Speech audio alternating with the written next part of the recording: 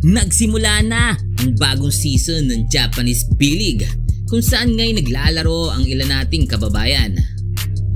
Una nga dyan ay ang bagong lipat na si RJ Abarrientos. Si RJ Abarrientos ay naglalaro sa team ng Shinshu Brave Warriors. Unang game nga ng Shinshu Brave Warriors ay nakatapat nga nila ang team ng Ibaraki Robots kung saan ay tinalo nga nila ito sa score na 84-79. Nakapagtala siya ng 6 points, 2 rebound, 1 assist sa loob ng 12 minutes and 41 seconds.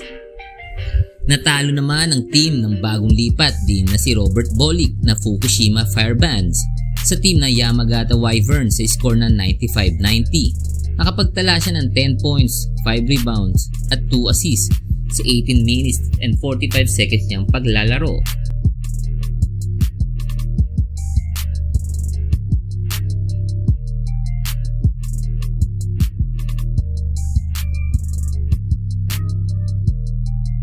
Panalo naman ang Nagoya Diamond Dolphins kung saan naglalaro si Bobby Ray Park sa team ng Shibuya Sun Rockers sa score na 79-70. Nakapagtala siya ng 10 points, 5 rebound at 2 assists sa 23 minutes niyang paglalaro.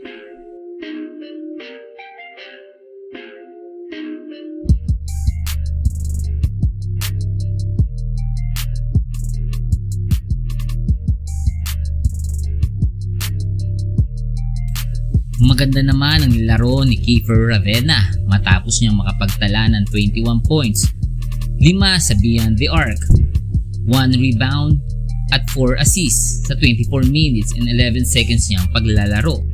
At dahil dyan natalo nila ang Kumamoto Volters sa score ng 186.